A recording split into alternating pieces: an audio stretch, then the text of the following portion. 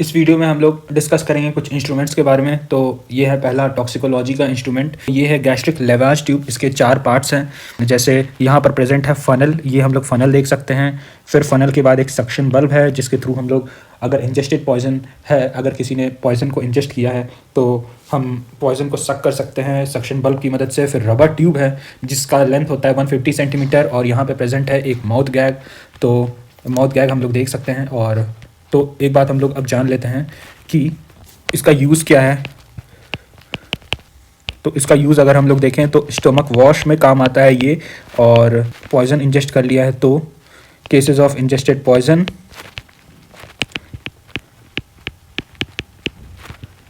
लेकिन हम लोग इसे यूज़ नहीं करेंगे। Not used in morphine poisoning में यूज़ नहीं करेंगे इसका।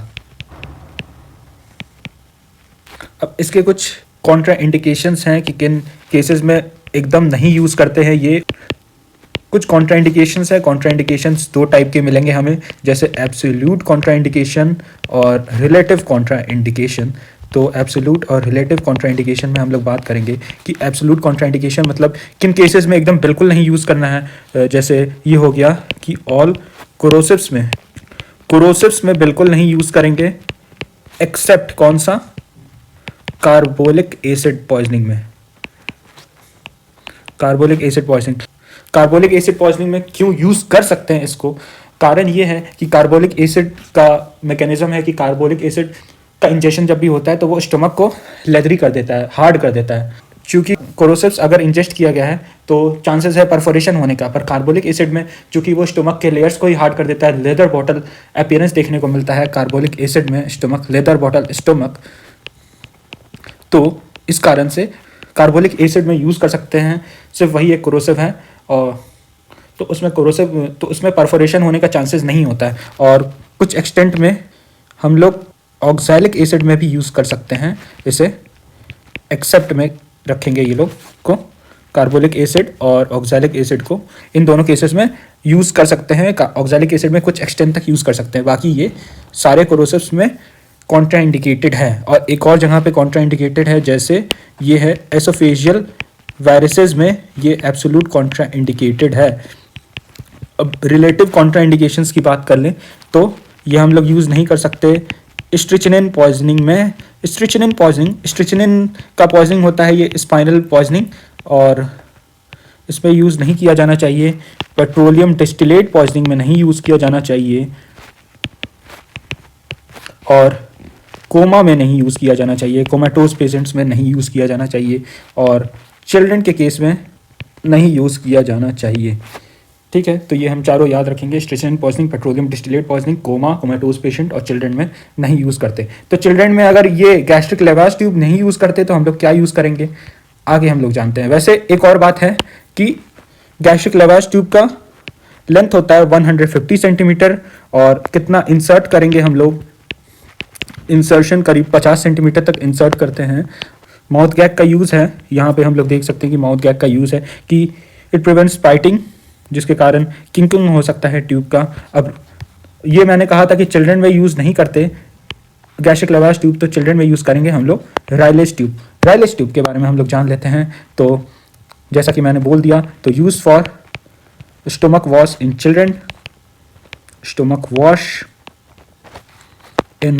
चिल्ड्रन, और हम लोग कलर देख सकते हैं, ग्रीन कलर का देखने को मिलेगा स्पॉटर में। इसका और काम है गैस्ट्रिक जूस का एस्पिरेशन करने में, गैस्ट्रिक जूस एस्पिरेशन, और फीडिंग में यूज़ कर सकते हैं। जो अगर माउथ से फीड नहीं कर सकते हैं तो राइलेज ट्यूब से उसे फीड कराएंगे हम लोग। अब इसके बाद अगला आते हैं हम लोग एक ट्यूब के बारे में, ये है ट्यूब, ये है नेसोगैस्ट्रिक ट्यूब। तो नेसोगैस्ट्रिक ट्यूब के बारे में हम लोग बात कर लेते हैं। अब नेसोगैस्ट्रिक ट्यूब का काम क्या होता है, इसका काम होता है कि ये टंग फ्रॉम फॉलिंग बैक।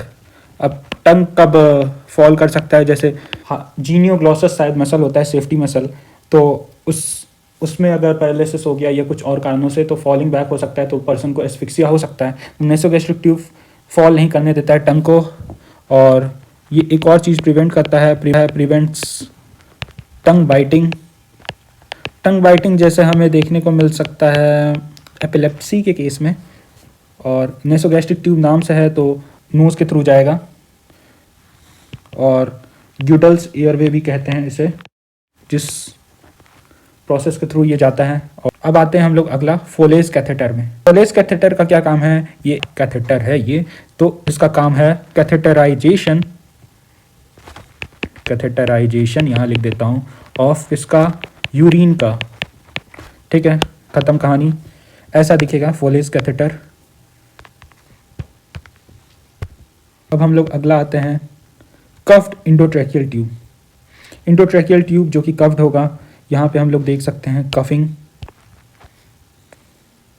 ये हम लोग देख सकते हैं कफिंग, यहाँ पे है कफिंग प्रेजेंट इंडोट्रैकियल ट्यूब में। तो ये हम लोग किन किन केसेस में करेंगे कफ्ड इंडोट्रैकियल ट्यूब का यूज़, तो ये यूज़ होगा रेस्पिरेटरी एम्बैरेसमेंट में, कोमा में, और अगर एनेस्थीसिया दिए हुए होंगे पेशेंट को तो इन केसेस में हम लोग यूज़ कर सकते हैं कफ्ड इंडोट्रैकियल ट्यूब। अब कफ का क्या काम होता है, जब भी कफ ट्यूब को यूज़ करते हैं तो कफ के कारण हम लोग देख सकते हैं कि कफ को इन्फ्लेट किया जाता है,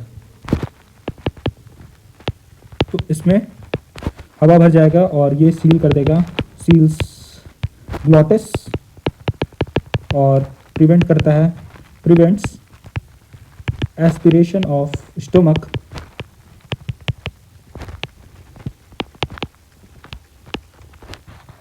स्टोमक कंटेंट्स। और ये एक और चीज़ प्रिवेंट करेगा, इनहेलेशन ऑफ वोलेटाइल सब्सटेंस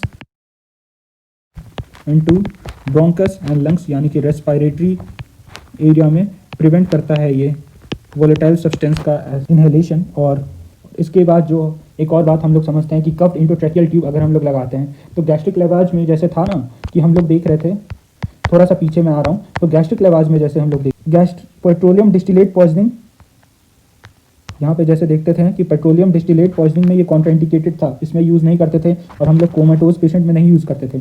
तो अगर हम लोग क्या करते हैं, अगर हम लोग गैस्ट्रिक लेवाज नहीं यूज़ करते, इन दोनों केसेस में रिलेटिव कॉन्ट्राइंडिकेटेड है, पर अगर हम लोग इंडोट्रैकियल ट्यूब लगा दिए, ये देख सकते हैं हम लोग इंडोट्रैकियल ट्यूब लगा दिए, तो हम लोग फिर गैस्ट्रिक लेवाज क्या करते हैं, पेट्रोलियम डिस्टिलेट में भी यूज़ कर सकते हैं इसको लगाने के बाद, और कोमेटोज पेशेंट में भी यूज़ कर सकते हैं। तो जान लेते हैं, gastric लेवाज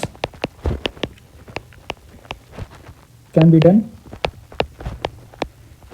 in comatose patient and petroleum distillate poisoning.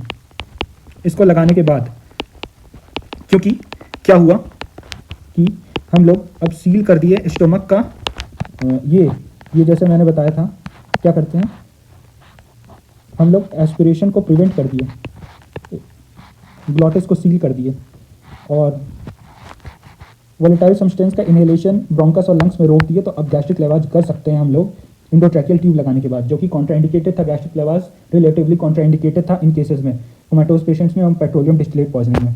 अब हम लोग आते हैं इंडोट्रैकियल ट्यूब पे। यह है इंडोट्रैकियल ट्यूब, और इसका भी वही यूज़ है जो इंडोट्रैकियल इंट्यूबेशन में कर रहे थे, इंडोट्रैकियल कफ्ड इंडोट्रैकियल ट्यूब में कर रहे थे, जैसे रेस्पिरेटरी एम्बैरेसमेंट, कोमा और एनेस्थीसिया में, इसका भी वही यूज़ है, सेम ही चीज़ है। अब आते हैं हम लोग ट्रैकियोस्टोमी में। अब ट्रैकियोस्टोमी का क्या यूज़ है, क्रिएशन ऑफ आर्टिफिशियल एयरवे।